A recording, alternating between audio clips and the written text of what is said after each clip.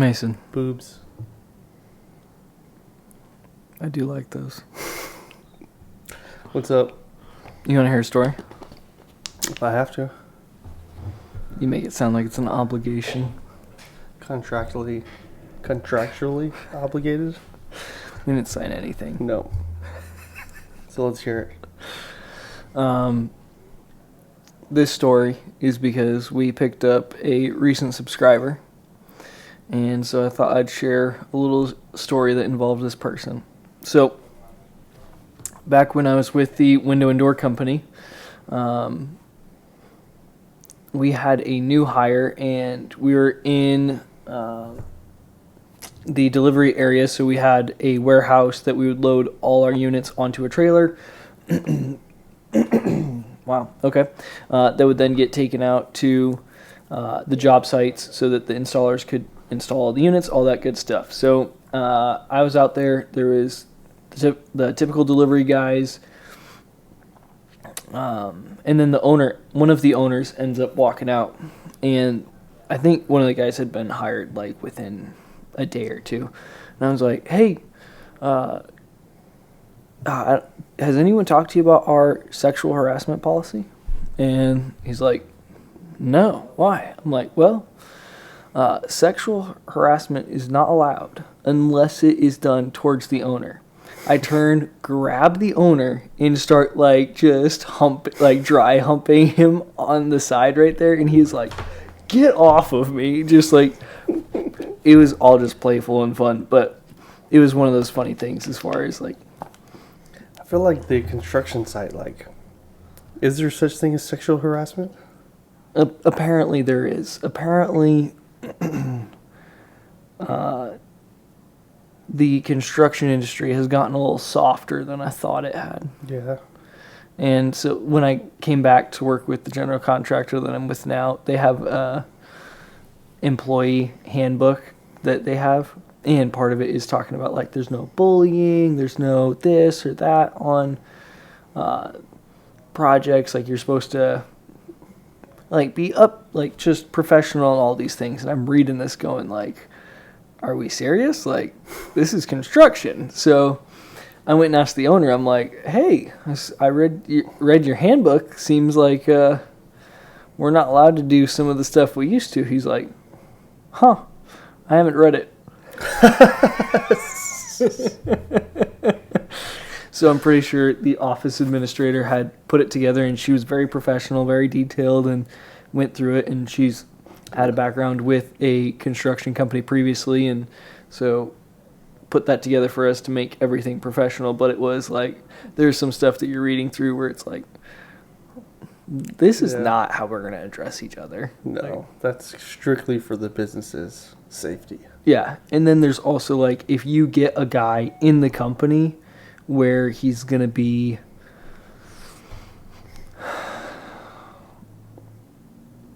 tight-laced, then I think it would be okay around that guy. It's like your friends, right? You know the people where it's I can't goof around with, and then there's the guys that it's I can be complete jackwagon with all the time. Mm-hmm.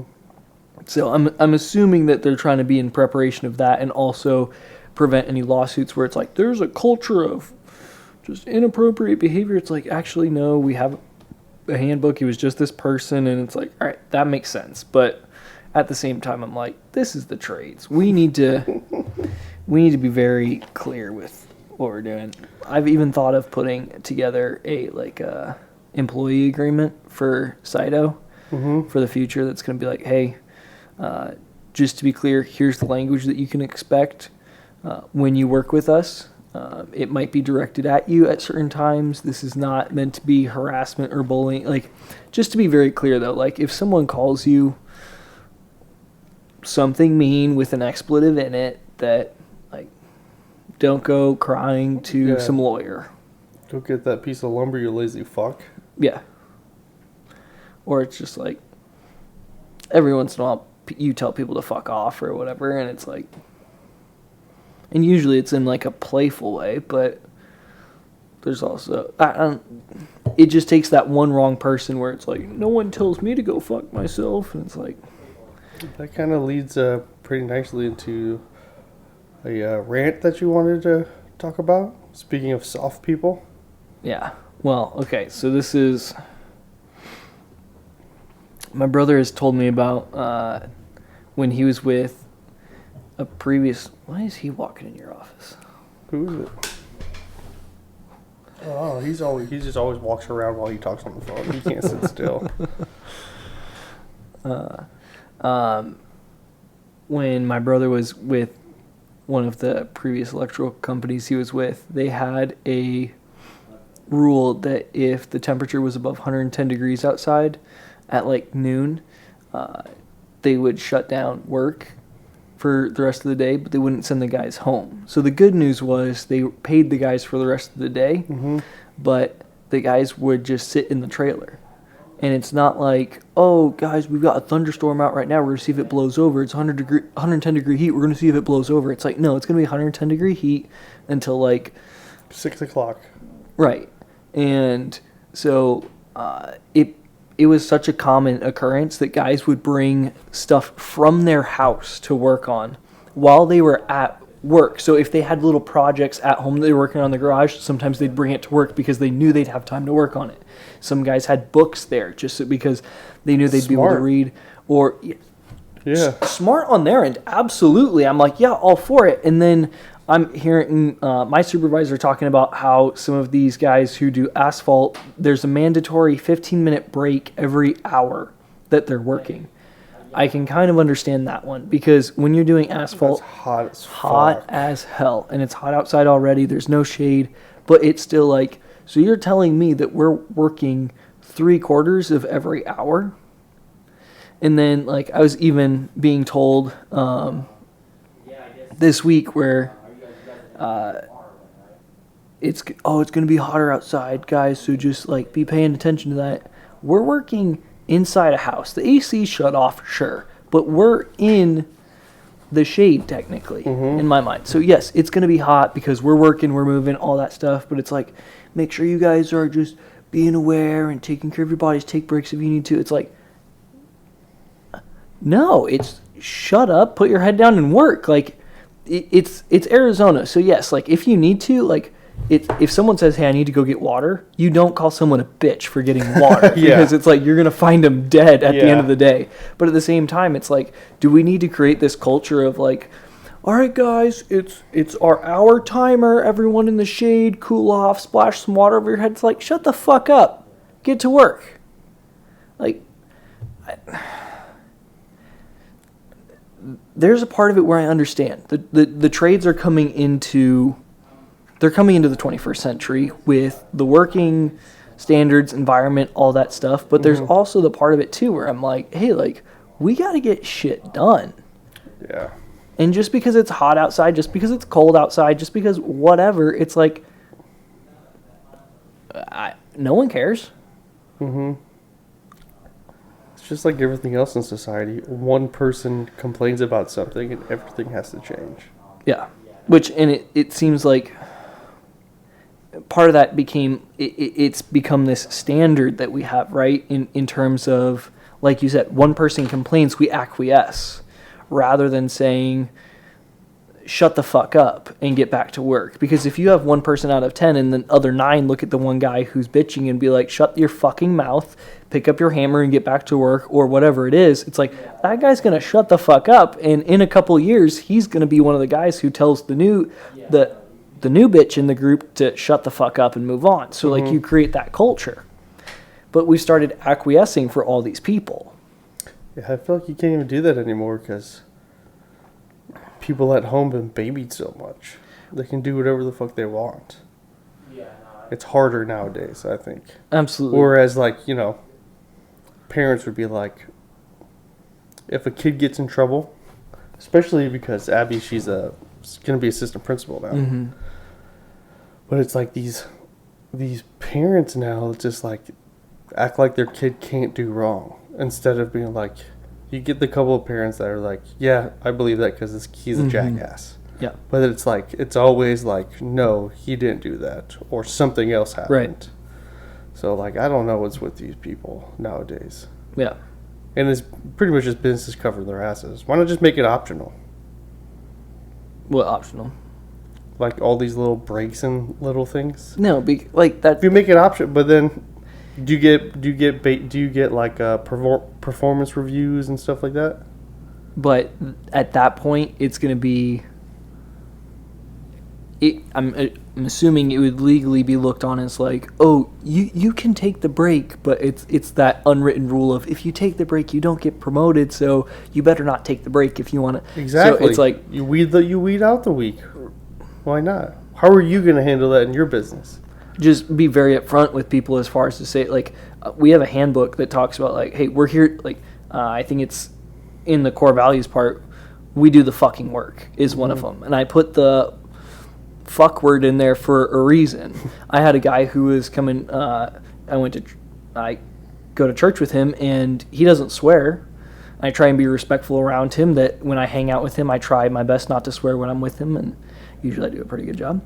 But, like, he was looking at coming on, and it was like, hey, here's the handbook, and it's like, you don't have to swear. Like, any new person who comes in, they don't have to swear. Mm-hmm. For me, swearing is a form of emotion and intensity a lot of times. Yeah. I'm an intense person, so that's how it's going to be brought forward. So, but in the we do the fucking work, it's not just we do the work. We get work done here. No. We do the fucking work. That hard shit that no one wants to do. That when it's like stuff needs to get done, we're going to go get it done. That when we need to ratchet it up, that, hey, we need to move. We've got a deadline. We need to make money. Mm-hmm. Because it's like at certain times the margins are a little tight. Partly that's my fault. Like, so I understand that. But it's also to be able to say, like, hey, guys, if we're looking to go to the next level, if we're looking to be the top dog, then we can't be, oh, I need to take my break and do all these things. It's like, no. Mm-hmm. I'm looking for killers. Let me set the standard. And if you can build a business off a small amount of killers, then you don't have to worry about margins because you can charge more because you're going to be doing higher priced jobs.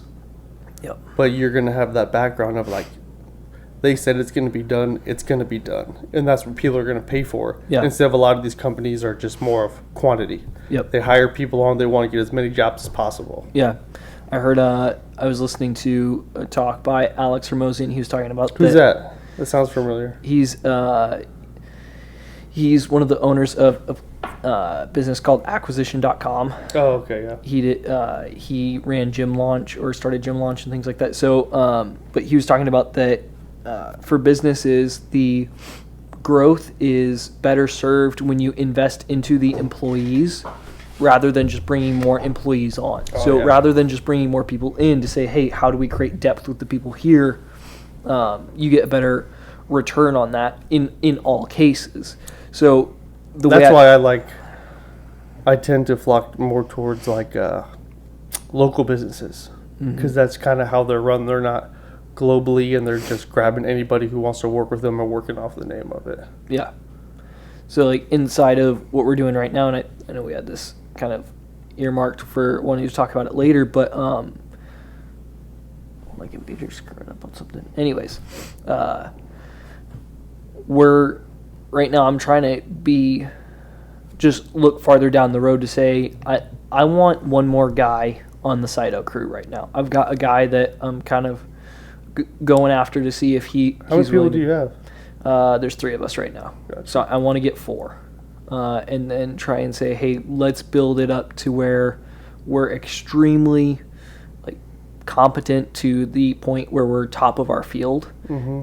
Get so busy where we can't handle it anymore, then bring people in. But part of that is going to be doing training for the different trades that we're going to either have our hands on since we're at the beginning, or that we'd be able to understand when we have these trades on our job sites, this is what we should be looking for. If we're not seeing these things, that should be a red flag that maybe we don't have the right people with us. So the idea right now is, and I was actually working on this on Saturday night, building out to try and take once a quarter, set aside a day, 6 to 8 hours to say, hey, we're going to try and focus in on drywall, on painting, on electrical, on framing, whatever it is, and we'll just rotate through those every quarter to try and lift the skill that everyone has. Gotcha. So you're trying to build like your managers right now? Essentially. In the way because it makes sense. You want to be able to know how to do everything perfectly, which obviously the best way is hands on. Right. But then once you hire other tradesmen to come in, you know, if you get busy, you might have to hire a drywaller, but you want to make sure that everybody a part of your crew knows exactly how it's supposed to be done. So if they're not doing it right, you chop them off. As well as have the ability to say, hey, here's the options you have. So when we hit an obstacle, what can we do in this situation? So you've got that problem-solving brain that is just running at all times. So, and then inside of that training thing, it's to say, hey, where are we right now? We're at step 1. As far as that's going to be, we're full-on operator mode. Someone needs us to do something. They're not necessarily looking for us to subcontract a job out. They need someone who can come swing a hammer. So it's like we need to get better at swinging hammers to where we get to the bigger jobs where we need to start bringing in those other trades. Are you going to let me swing a hammer at my house? I really shouldn't, should I? You should, because I was thinking about already swinging a hammer before you get there. To be honest with you, I've already taken out the actual like shelving of the closets and stuff. Yeah. Pretty fun. Sounds good. Sounds like fun swinging a hammer. They can be. But then also, so the step 1 is the operator side of it, right? But then transitioning to the managerial and leadership side of it, to where it's like you see lots of companies out there where, hey, you're good at your job, you become a leader. And it's like, I'm not looking to do that because I've seen bad leaders who are competent in a job but do not know how to lead people. So it's to say we need to build that competence in the people that we want to be leaders. But then after that, it's going to say, hey, we need a leadership program and a managerial program inside of that. That is going to be geared towards how do you lead the crew members that you're working with. And then if we have project leads, how do we systematize how we interact with clients so that it's uniform, that I know across the board, hey, if you're using the CRM, if you're using the builder system, whatever it is, that it's going to be done correctly. I'll be able to look in there and go, okay, cool, here's where we're at. It's job efficiency, job flow, and we need it to just repeat, and scale. Because at a certain point, right now, I look at it as I'm in an operations role. That's where I'm supposed to be. But I need to be able to build that up to where I can no longer be in an operations role, and then I need to step into the managerial role, and I need to learn how to do the managerial role. And I can only do that so long before I need to start pulling other guys to say, hey, you need to be doing this with me. And at a certain point beyond that, I need to pull myself even farther out of that to say, okay, now it's almost becoming more executive style where I have the managers, I have the leaders. How do I stay kind of on top of my managers and leaders to develop them, and they're developing their crews underneath them? So for me, it's going to be taking the time to say, in the long term, how do we create this ladder that we're all looking to climb? So I'm going to be the tip of the spear in all of this because it's my company. I'm the one who's running this and taking charge and saying, hey, here's the standard for what we're doing. But in all of that, it's going to say, how do we look long term at what we're doing? Gotcha. And go from there. Now, what's the pay, like the pay, not the pay scale, but yeah. What's the, like, how do in the industry, like, people get paid? Like, is there any way to change it up to make it more, like, beneficial for people? For the employees? Yeah, exactly. So this is where, in some ways, business is business, right? As far as if you take a larger company, you're going to need employees doing their jobs, whether that could be simple admin work, that it's like, hey, you get paid a set salary. And then you've got your C-suite executives where there might be bonuses, stock options, things of that nature. So on the construction side of things, we've talked about this before, but because so many people are just small crews and they aren't run necessarily like businesses, it makes it hard to look at it and say, how do we create some of these opportunities to give people stock options? Because if I gave someone equity in Saito, it means nothing until it actually turns into something. Yeah. So there's no point for me to give anyone equity right now because, one, it means nothing. Yeah. And then when it does mean something, I have no idea if they're still around. Yeah. And if they have actually put in the effort to get there. Patrick Bet-David had this thing. He has a book called Your Next 5 Moves, and it talks about rewarding the different people inside your organization. This is one of the sections inside of the book. And equity is one of the options that you can give because you need to identify. Some people are money driven, some people are praise driven, some people are, if it's equity, because they want to be bought into the whole thing, right? You've got some people who are sales oriented where, hey, if I hit my quota and exceed it, I want to see commissions coming in off of that. So their hunt, kill, bring it home, I want to see my large check for that. And if I don't have a good month, okay, that's on me. Get out there next month and make that money. There's some people where it's like they want to create something inside the company that they want to be recognized for. So for them, it's to be able to say, hey, how do we recognize the work that these people do? Some people are entrepreneurs where they're not going to be the entrepreneur who goes out and starts the thing. They might not be the official spearhead, but they are going to be a huge mover inside the company that drives progress forward. And sometimes those people are looking for some kind of equity inside the company. And from what I've heard him talk about, he would talk to people in certain situations when he'd give people equity to say, hey, here's how many shares you're getting of the company. Here's what that would translate to when we get to $1 billion. Because he really pushed to try and build a company that had a $1 billion valuation, and I think he ended up selling it for $900 some million. So he basically achieved what he was setting out to do. So in terms of the equity side, it's like you can tell someone, hey, just like he did, here's the shares, here's what we're trying to get to, here's what we're hoping to eventually have this translate to for you. But at the same time, it's one of those things that's like, at the beginning, it's so hard to do. And like I said, it's on the employer-employee side, it just doesn't work. Giving it to the employee, it means nothing because there is no valuation of the company currently. But that'd be a good driver for the guys that are working with you. Because it is your business. Nobody's going to work harder than you. So it'd be a good incentive to know that they have a piece of the pie and they feel like it's their business. Because you always need employees, people who just do their job, do what they're supposed to, and they don't mind it.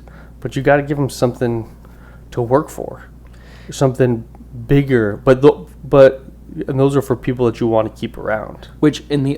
So here's the flip side of that coin. I'm a control freak, so I recognized that and looked at it from the perspective of I'm not willing to give up equity, but I'm willing to give up money.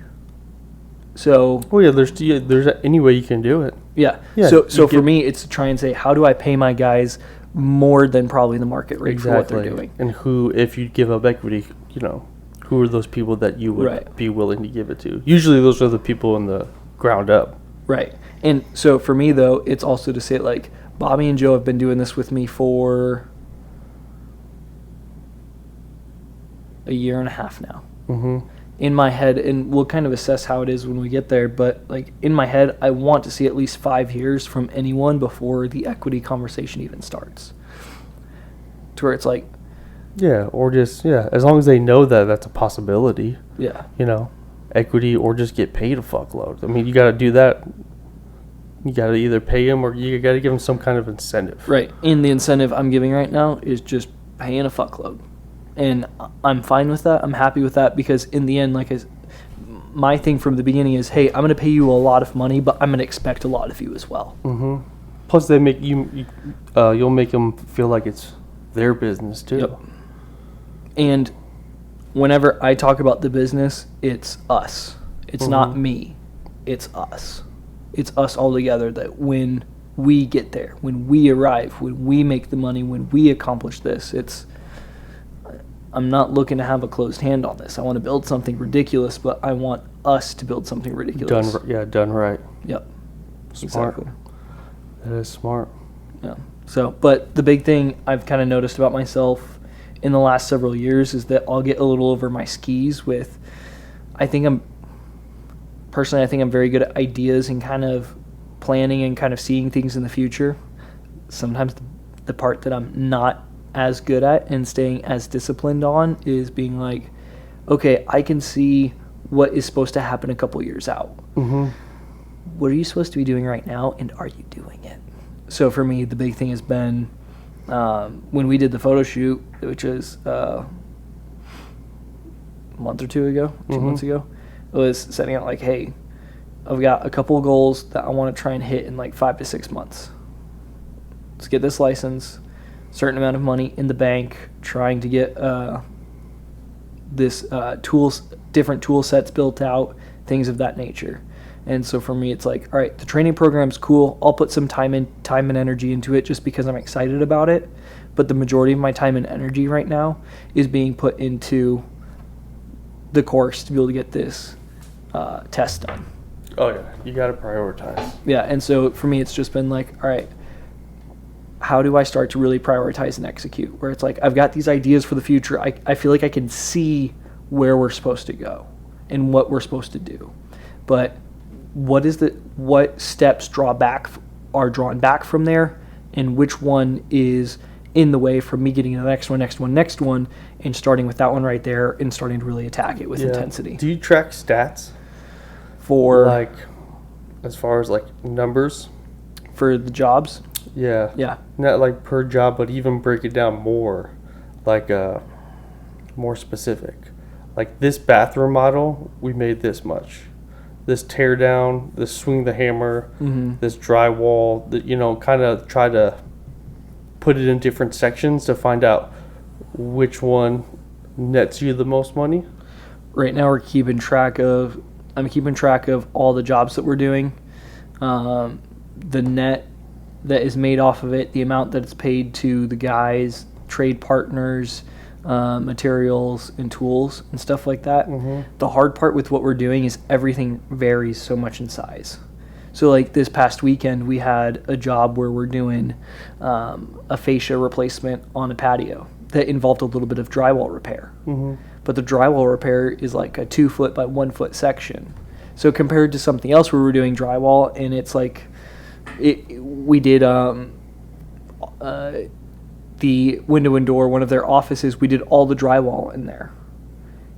It's just non-comparable. So the size becomes non-comparable. That's where that's where the struggle is right now. Yeah, but still, wouldn't it be a bad idea just to have an idea of like a window install? Okay, that one we're starting to systematize more. More than breaking, so like if the fascia, like that'd be a hard one, the fascia, but like windows, a bath remodel, no matter how big it is, just to keep track of what people are being, more like, bathroom, roof, windows, doors, separated that way. And right now we're kind of taking on jobs that are all the above. Yes, but the way I even described it to an electrician friend of mine, I was like, hey, if you've got a weird job that needs some creative solutions, give us a call. Like, that's kind of where we're at right now. Whereas it's like, if you need an outlet fixed or like an outlet swapped out or something like that, it's like, get a quick handyman. Yeah. But it's like, if you've got something where it's like, hey, there's some weird stuff going on. One of the jobs we've had is where instead of being built out of 2x4s, the interior walls are built out of 2x3s. All your doors are built to 2x4 specifications. What does that mean? It means we have to figure out a way to turn these 4.5-inch jambs into 3.5-inch jambs and still make the doors work. And it's like, okay. Whereas you might have some people go in there and be like, all right, so we're going to install the door and you're just going to have a jamb that runs 1/2 inch long and it'll be what it is. It's like, no, that's not right. That's not how it's going to be. Like, that looks hokey. That's just wrong. So it's. Do you run blueprints when you do jobs? It depends on the size of jobs. So. Like, do you do it or do you outsource that to somebody? No. Do you have a program? Usually, if you get drawings done, they're going to be engineers' drawings. If you need sketches or renderings of an area, that's pretty straightforward as far as like anyone could do that. We could do that if we needed to. The other part of it too is to say like,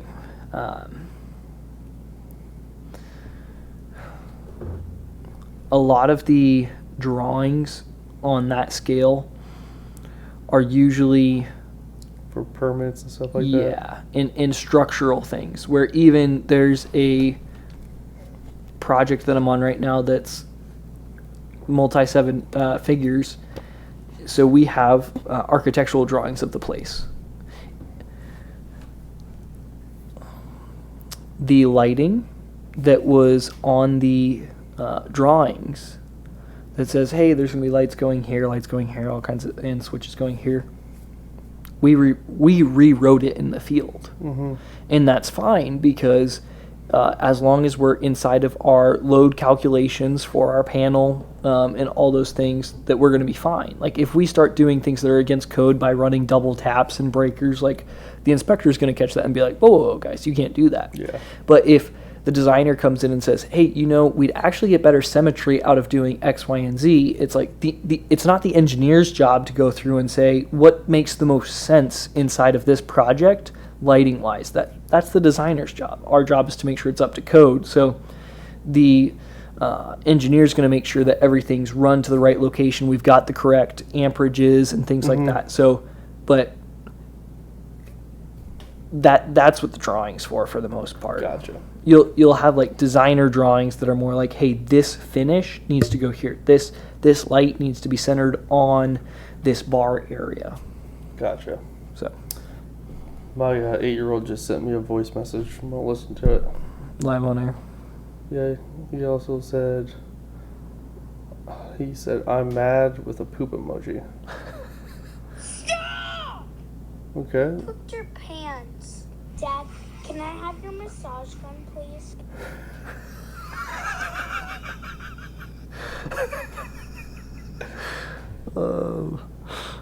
What even happened there? No. His little brother was probably effing with him while he was trying to make an audio message. Nice. Oh, man. That's hilarious. Well, we jumped right into the serious talk, didn't we? A little bit, yeah. Do we want to kick this thing off? I mean, we kind of feel like we kicked it off Yeah. out of sorts. We're going to say our little catchphrase, or what are we doing? We should do the catchphrase at the last. At the very end. Yep. Welcome. Hope you enjoyed it. And goodbye. Stay hammered. Stay hammered, otherwise you might get nailed. Mm-hmm. All right, so we did do a lot of the serious stuff up front. I haven't seen you in a week. You said you've had a eventful last 2 weeks. Yeah. No, just a week, I think. Can you remember It back feels 2 like weeks ago? it feels like I don't even know what I did 2 weeks ago. To be honest with you. No, we had showings in the beginning of the week. A lot of driving. 'Cause I really enjoy showing. Like a lot of people want to work with listings because it's less work, all this kind of stuff. But I really enjoy like looking at houses and stuff and chatting it up with people. Yeah. But in the summertime, getting in and out of the car. That's when I wish I had like the remote start. Oh, yeah. That my next car would definitely have one of those just to leave it running the whole time. Yep. But did that, and then Tuesday we sold my parents' house, and I was the only normal, reliable, responsible child of the three.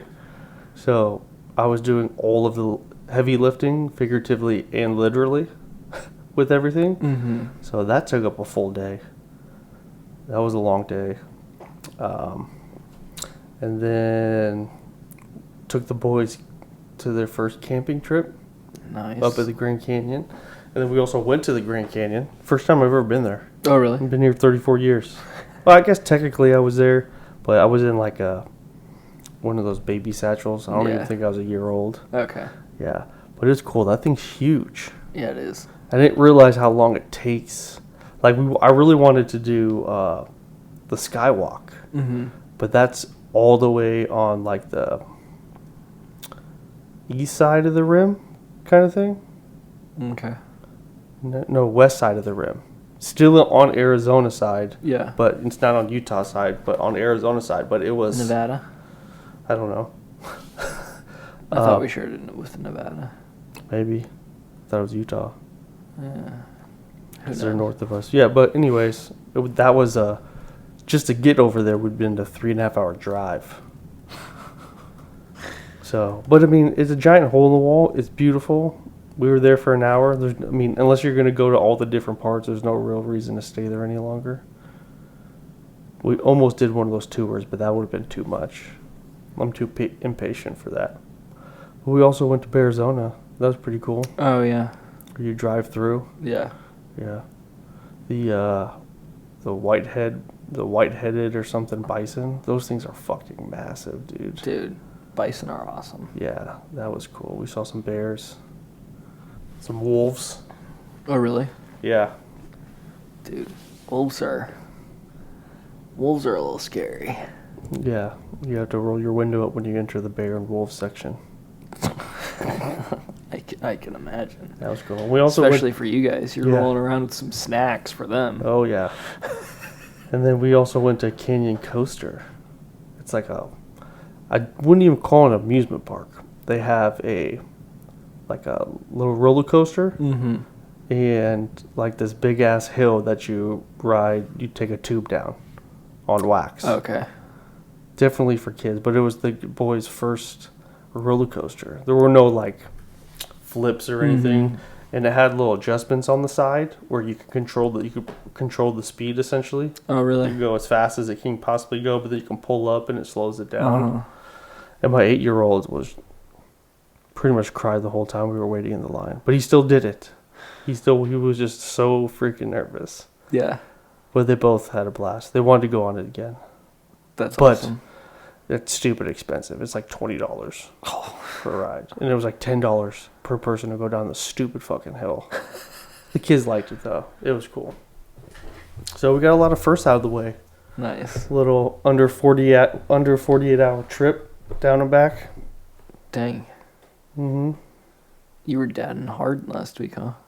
Yeah. Set up the tents, fires. Dude, it got fucking cold.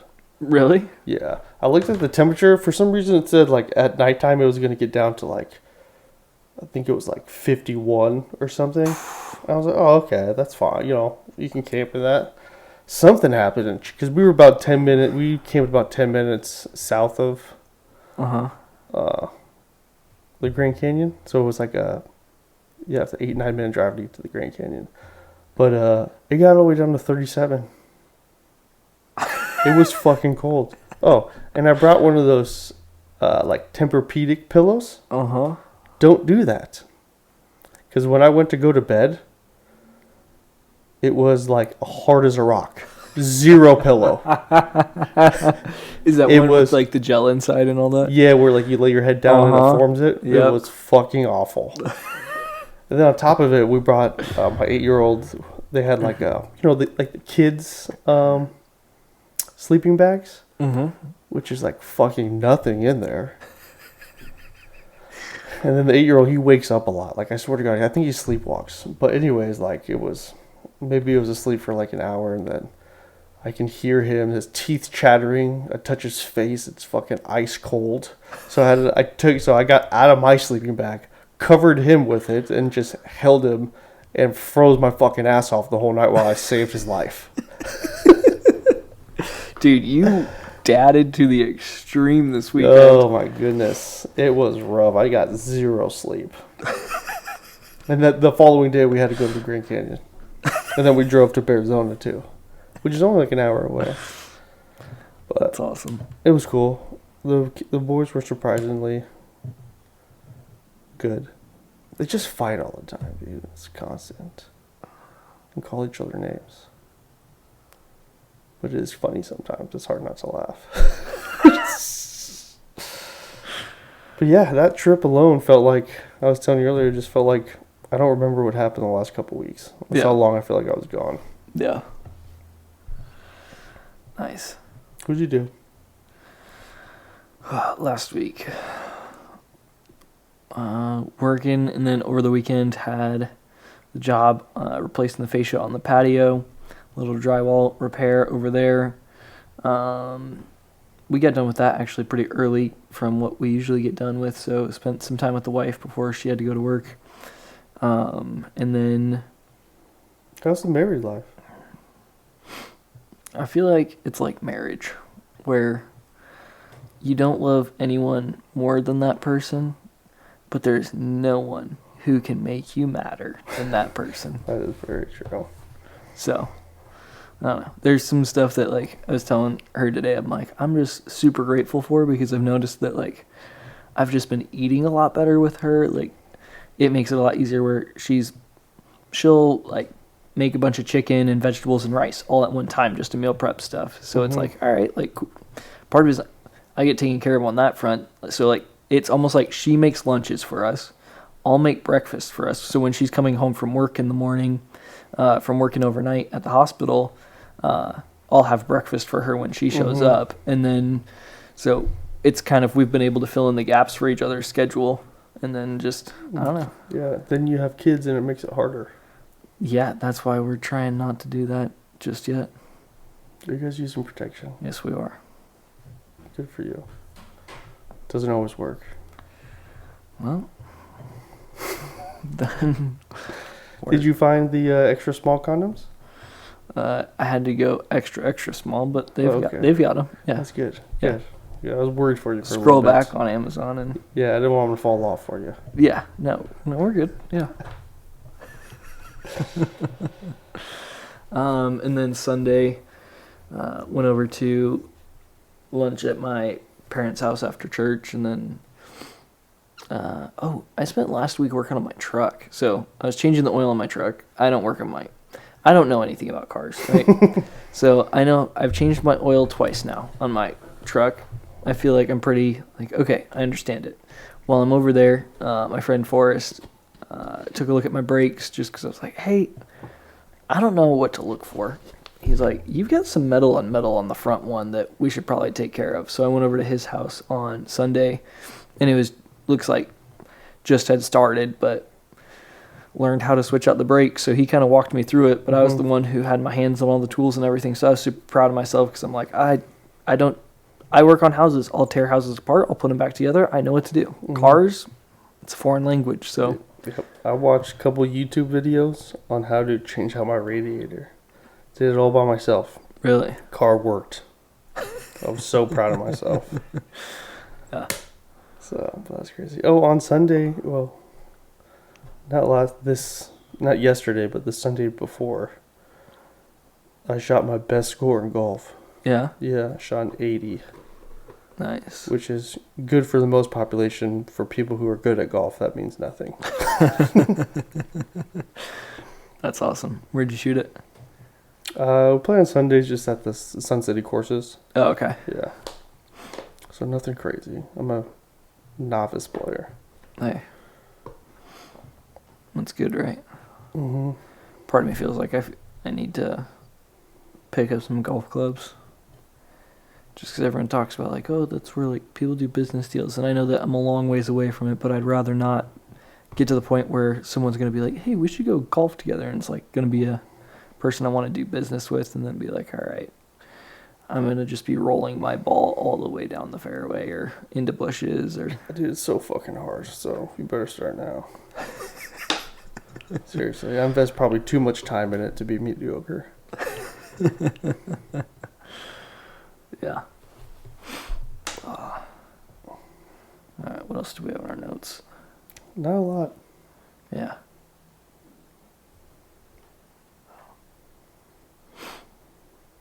One of the things I've been looking at is trying to understand, like, what kind of inputs and outputs we'll need for the company and stuff like that. And this is something that, like, I look back on the time that... What do you mean inputs and outputs? So, I guess, like, I look back at the time that I had in real estate, and it's to say, like, trying to identify the things that correlate to more deals, right? Mm-hmm. So, on the construction side, it's like, what are the inputs that are going to correlate to more customers? So trying to understand how that's going to be. Because going back to like what I said, I feel like I can come up with some pretty good ideas. Like I had this iBuyer farming, which I think we talked about at one point. Mm-hmm. And I had this really cool idea. And whenever, even now when I think about it, I'm like, that was a dang good idea. I don't think I put enough gas pedal into it. And that's where it's like trying to learn, okay, what are the inputs and outputs? And this is something I feel like I've been trying to learn more about sales recently, just because I want to understand the world of sales better. Mm-hmm. So to be able to say, like, some people talk about with sales that the goal shouldn't be to try and find a yes, but the goal should be like, I need to get 100 no's. Get in front of people. Right. So the goal being then, like, it's that way you don't dread someone's going to turn me down or something like that. It's to be able to say, no, you need to hit your minimum amount of no's before you can start being like, this doesn't seem like it's working. Mm-hmm. So trying to find, like, what are the things that are going to be the indicators for the business, or what are the things that we can do to almost try and drive the business, where is there, even on the input side of extra time, where it's like, okay, we can get a job done in, depending on what it is, like if it's, we can do this job in 4 hours. Okay, what if we slowed down and did it in 5, but tried to add some extra things to it, put some stuff into the customer type relationship, things of that nature. Mm-hmm. Like, what does that get us on the back side of things, where it's like, do we get, if we do our 4-hour job, we do it quick, turn it around, here you go, compared to, it's like, what if we slow down, put in the extra little finishing touches, little, like, it's that above and beyond, that do we get referrals more often than not? And then can we start to track that to where it's like, 10% more referrals come our way when we actually do a job in 5 hours rather than 4. Mm-hmm. So seeing the translation from all of it. Exactly. And you have to do it more than once. Oh, absolutely. That's the other thing. You got to track it long term. Oh, yeah. Because, But going back to, like, you need the 100 no's. Mm-hmm. So trying to find. But you don't need 100 no's. I think you just need to get in front of 100 people. Yeah. You're saying the same thing. Yeah, I know, yeah. Exactly. But for me, like, I know that there are times with real estate stuff that I would get nervous with. I think I would get nervous, but also didn't have the correct intensity that I needed to with certain things in regards to, like, the iBuyer farming. For me, like, that's the biggest one that I get hung up on, where it's like, I figured it out early enough to where I should have hammered that.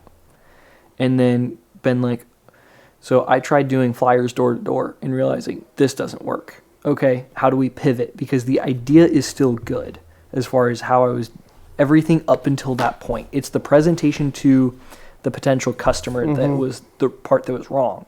So that just needed to be retooled to where I could get it in front of people. But I don't think I put the volume into that like I should have. And that's where it was like, eh. So yeah, going back to, like, what are my inputs and outputs for the business? Exactly. I mean, it's more than just volume too.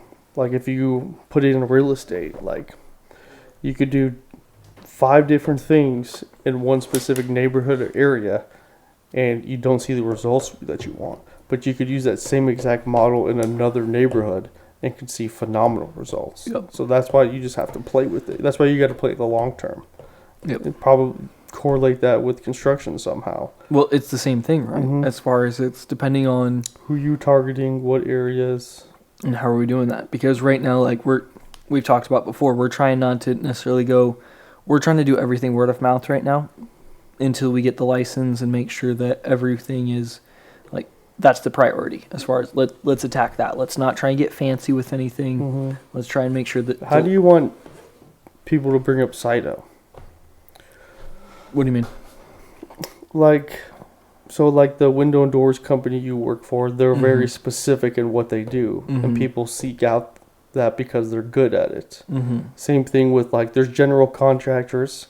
Like, most general contractor companies, they get a lot of their business off of, like, real estate, like, flips, stuff like that. I'd say they get a lot of their business off of word of mouth. Yeah, but what I'm saying is that the jobs that they do are Mhm. like, they don't get a lot of small jobs. Mhm. Like a bathroom remodel.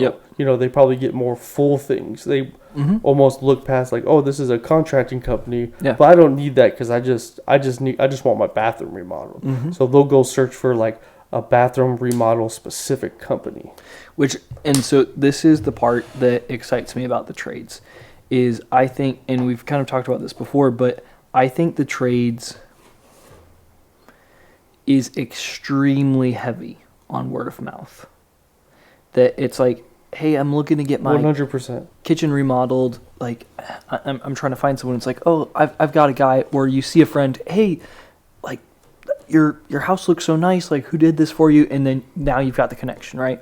So that's where I look at. There's a lot of room to play there. But I also think there's so much untapped.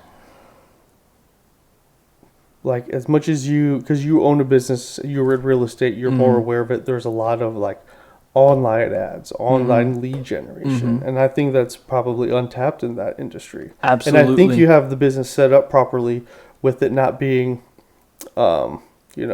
clause contracting, Yep. LLC. Yep. You just have sledgehammers in the office. Mm-hmm. That gives you the ability to, where if you were to go through online, Yep. which you can target people for, Yep. is you make an ad for bathroom remodel. Yep.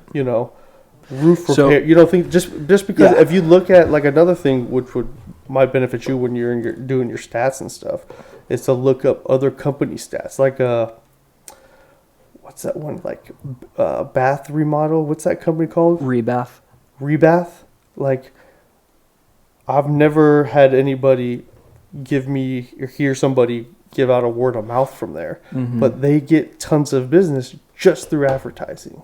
That, and they're in Home Depot, and so like they've gone through and done it that way. Yeah. So like there has to be a happy, medium and So- figure out which way you want to go. So here's the thing: as far as you get these calls, and I still get these calls because I have an active license in real estate. Geofencing, right? There's the geofencing where it's like, hey, anyone within a certain area we can start to market to by sending them X, Y, and Z, Yeah. or like social media posts and all this crap. You have legitimate social media marketing where you can pay for certain things to be promoted or ads in certain areas, stuff like that. How many realtors are doing that? A lot. I don't think they're doing it right though. Let's come back to that in a second. But you still you know what I mean though, as far as like there's realtors who it's I need to be on flyers, I need to be on like advertised on little TV blurbs in gyms, or I did that because I don't put my picture anywhere. yeah, well, so but like there's a lot of realtors who do that. The amount of construction people that do that is next to none. Zero. Never seen it. That's why I look at the ceiling for what can be done right now is so high, is because no one's doing it. So that's where I look at going back to what we said before. We need to get extremely competent in what we're doing. And that's step one. And that's what we're focusing on right now. Because after we get that done, it's gas, baby. It's going to be just put that pedal down. What do we want to do? We can start taking the videos and pictures and things like that and really start promoting them, if it's through social media or through things like that, being very intentional with, hey, how do we create materials that we can give to our clients at the end of it in regards to referrals, something that they could give to someone else, to be able to really work through that networking of advertising that way, because people are not doing that. They follow the lead as far as someone gives them a call. I've got The best online lead generation. That's why a lot of these companies are, they start the referrals. Hey, if you close a deal, you have to pay a 30% referral fee. Yep. But if you ever looked at their ads, it's so generic. Yep. It's never like, hey, Mason Oxendale Real Estate, I can sell your home or something like that. Like sometimes realtors come up through my feed on Facebook and Instagram where it's like, it's a video of them. But I'm like, who the fuck is this person? And then I see paid advertising. I'm like, no. But if I scroll past something, whether it's a product or it's like, hey, lose get jacked in 30 days or something like that. Something more generic. Mm-hmm. People are more likely to click on it and read a little bit more before they put their information on.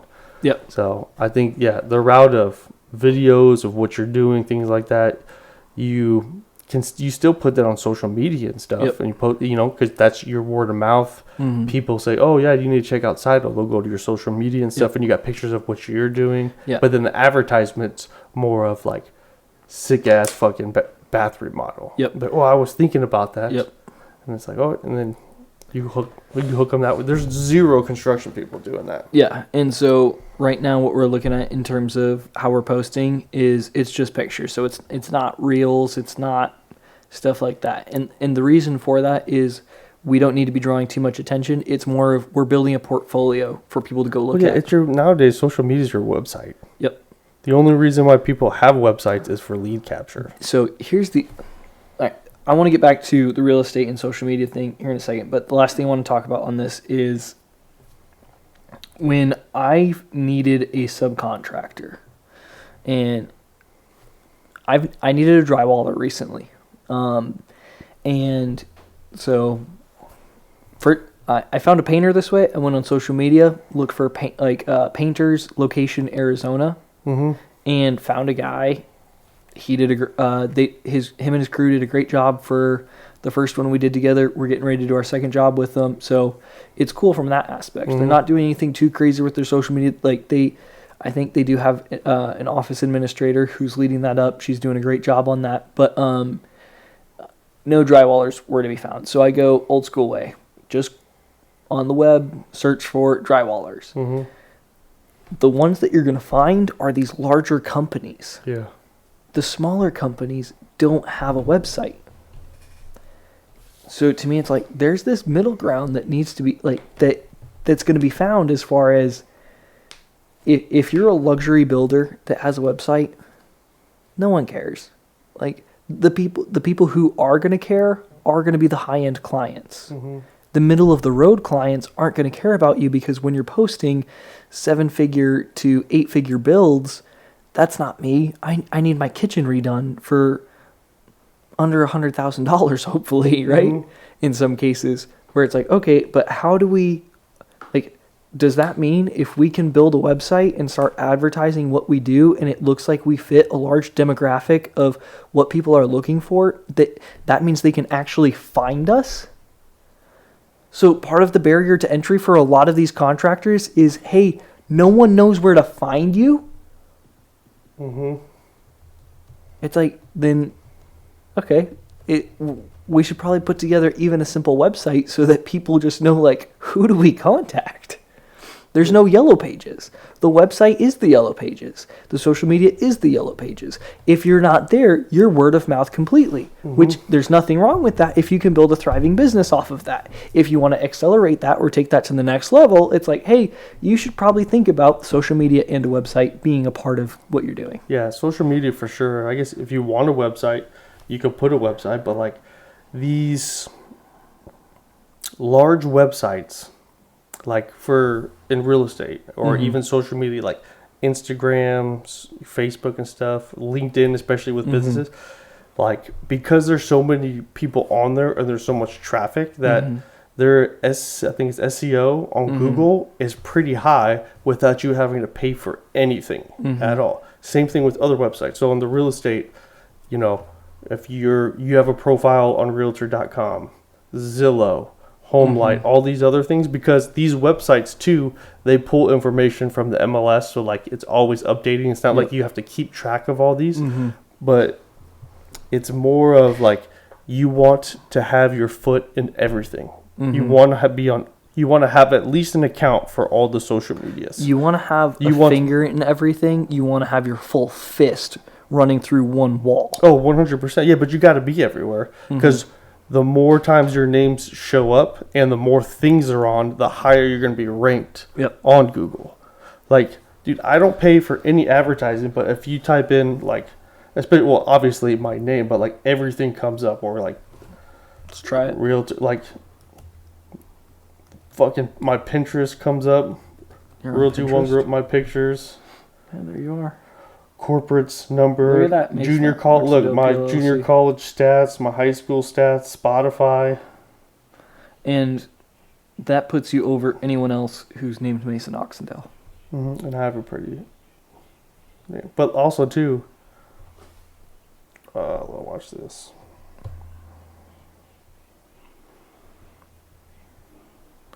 I think we're just about to cross that hour mark. Yeah. But before we wrap it up, I do want to talk to you a little bit more in depth about the realtor social media stuff. Let's that you're hear it. thinking. No. You had the idea. You said you think that realtors are doing the social media game wrong right now. Well, that's what. Yeah, I kind of already went in on that. It's more. Having your stuff everywhere. Well, that's a key one. But also, I mean, in order to climb those rankings, you always have to have stuff on there.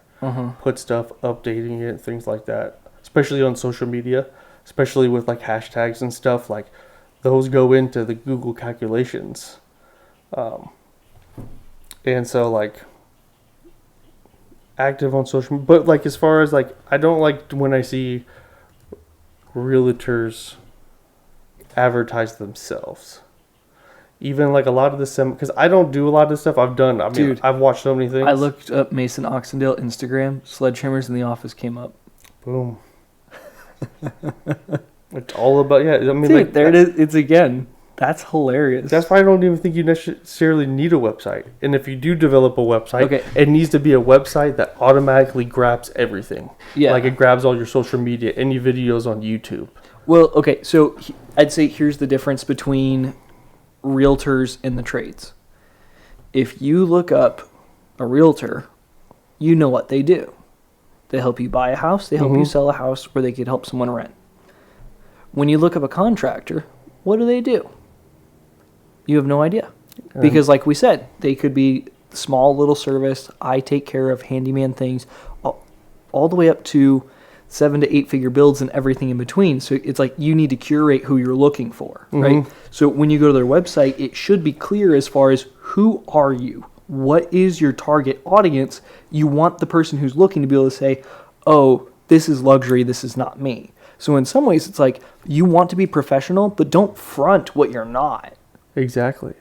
Yeah, but I mean, obviously for the construction, it'd be good to have a website, talk about what you want. But also you want to be able to show up when somebody Googles contractor, but you want to show up when somebody bath remodel. Right. You want to show up in all of those areas. Right. So we identify where are the areas that we operate inside of. And so we need to funnel that down for our clients first of all, right? Because if someone looks up drywaller, I don't want my name to pop up because I'm not a drywaller.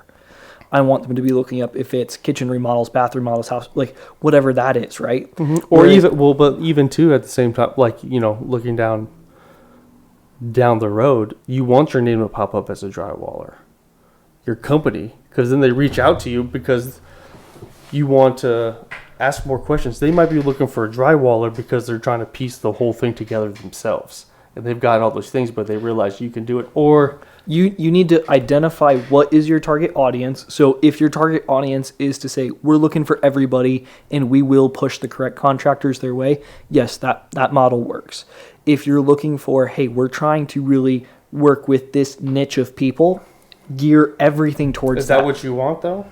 Or do you want to service a lot of people? I want to service a lot of people, but I don't want to get distracted when someone's looking for a drywaller because they need a drywall repair at their house. If I'm picking up my phone for every single person who's looking for a drywaller. Well, at this point, what I'm talking about, you'll have somebody answering phones for you. I still think it might be too much of a distraction. And I want to talk about, like, you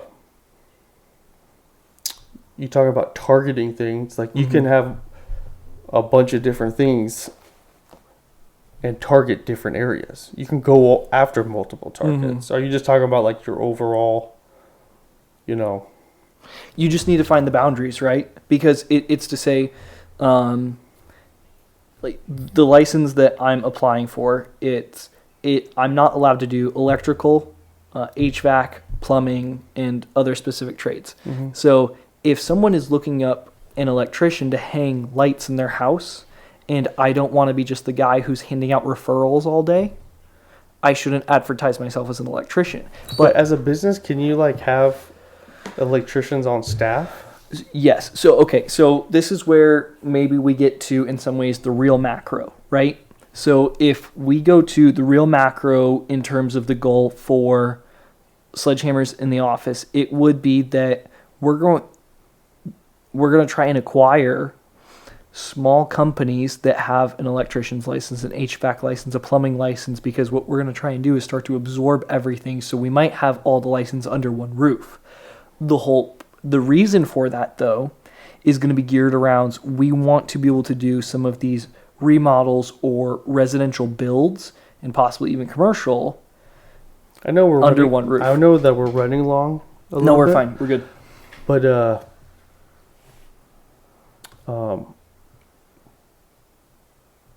is that the business model play you're looking for, is to acquire smaller businesses, or is it more to have a Sledgehammers in the office electrical division, and so that way you can train them, or not necessarily you personally, but they know exactly how you operate in this business? It's yes to both, and here's how it works. If I want a Sledgehammers in the office electrical, which I talked to my brother about this, I was like, we could do Sledgehammers electrical, together, and he's like, no, I'm not taking your name. But there's a lot of small businesses out there, and I think we've talked about this before. If you have an electrician it's an electrician and maybe one other guy, and the gentleman is getting older, and he's like, hey, I'm getting ready to retire. Like, it's me and one other guy. Like, I don't necessarily have a business to sell. What do I do? There's certain things in seller financing that you can do to absorb their company. And here's how I'd want to set up the terms if I could have it perfectly my way. We're going to do a 4-year seller financing deal, so that the person's going to get paid out over those 4 years. So you're asking that person to, hey, you can retire in 4 years. Here's why.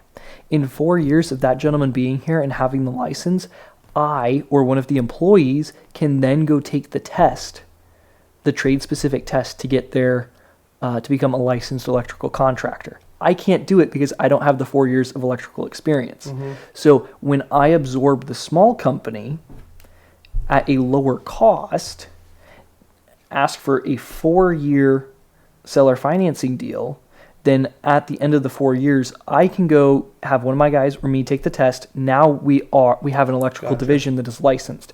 Do the same thing with HVAC, same thing with plumbing. So in the end, we're going to acquire small businesses because it's a means to an end.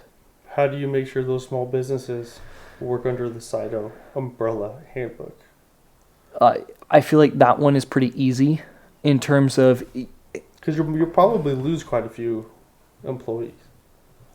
Because the worst thing to happen is you acquire a business and half the people don't want, you're too intense for them or something like that. But let's go back to, how do most of the people in the trades operate? They operate out of a truck, out of a van, whatever. I've got a plumber right now. He doesn't have an office. He doesn't have a lot of employees. It's him and one other guy, usually. And he's in his 40s. I think he's getting towards his 50s, and he's talked about, I think he's got 5 more years before he's going to try and possibly go try and find a larger company where he can be a manager, so he's not on his knees all the time, because his body's getting older. Mm-hmm. My thing would be, okay, I need to go find a guy like that, where I don't need his extra guy. So if his extra guy goes and leaves, that's fine. I need him. What am I buying? I am buying his expertise and his book of business. Mm-hmm. So all the customers that are calling him now get brought into the SIDO family, where he's the one who's training my guys on, hey, here's how we do plumbing, here's how these things work, all that stuff. I find good men and women, if they want to join in on this, but I find good people that we can train the different trades. And how do we start bringing people in to start saying, hey, we're going to try and start pushing a plumbing or electrical division. So in those 4 years after he's like, hey, I'm done, we're able to now be licensed. There is no one to lose because the only person we were really acquiring is one person. To get the license. Right. And to teach the trades. Yeah, smart. Right. Yeah. So, and that's where it's you look at some of these small businesses, they're not worth anything. That, sadly, you're worth maybe your book of business, and that's it. Mm-hmm. You buy their book of business, Give them a job, make them teach you everything. Right. Smart. On a seller financing deal to where they're going to get paid out over the 4 years, depending on how the plumbing business works. So as long as you understand how to scale a business in the trades that then net revenues higher than what they were doing that you can pay them out of, you're good to go. Exactly. Or you can just pay them the same, and then after the 4 years, they're going to get the money from you purchasing the company. Yeah, That you can. that's also an option. Yep. 1,000 different ways you can Yep. do it. Mm-hmm. So, yeah. But now you got to do the little things. You got to get there. Yep. Intensity on the small things, one step at a time, so that we attack one after another until it's just like a tortoise. Tortoise is slow, but it's not as slow as you think. You turn around long enough, you're going to look back and it's going to be running far down that road. Or it's going to be in your dog's mouth because he picked it up and is walking around with it. If it's one of those freaking huge African tortoises that you can stand on and they'll carry you around, Yeah. that's what we're going to be. Abby had a tortoise that was her class pet. And sometimes on breaks and summer breaks, she'd have to bring him home. And my dog Lou, R.I.P., he'd always have an eye on that fucking thing.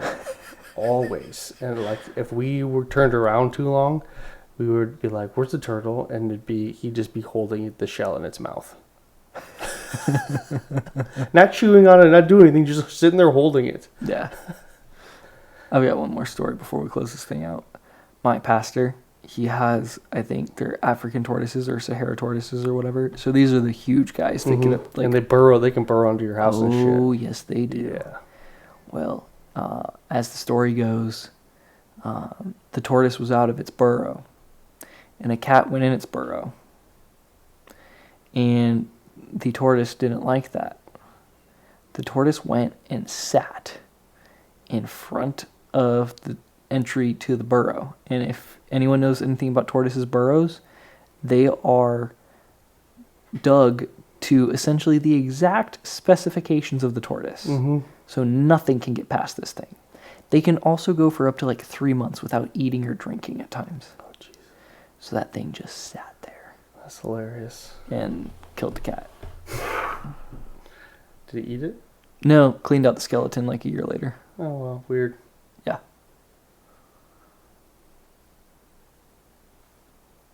Nuts. Oh. Am I supposed to say that? Mm-hmm. But we're not getting hammered.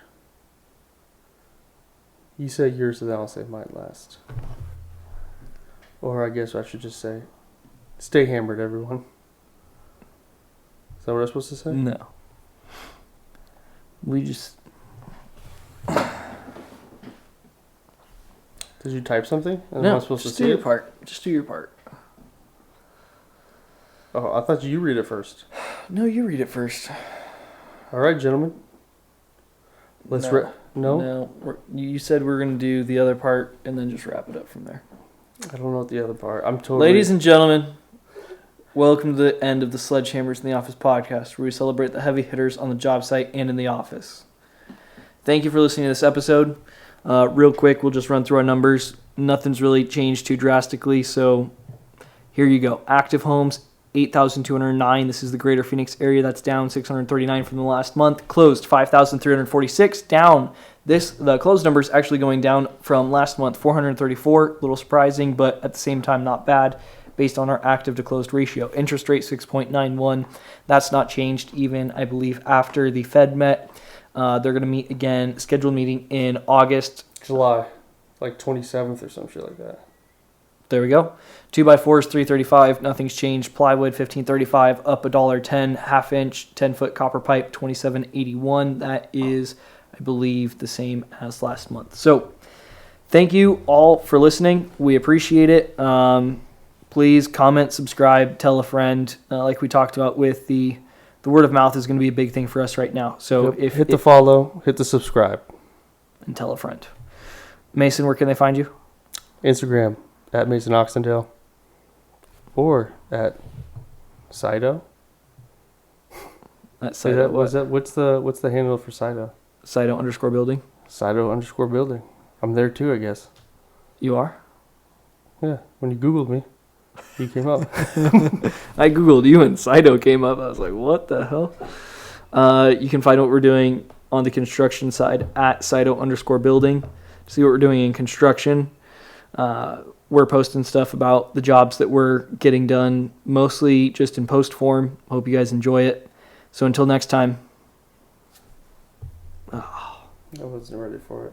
So until next time. Are we just doing dead air or what are we doing? Yeah, sorry, this was a bad out. I hope your hammer stays accurate Your Wi-Fi fast. and your work blessed. See everybody. Stay hammered. I really had no idea where you were going with. Not that last part, but the time before. I'm like, are you trying to sign out? Like.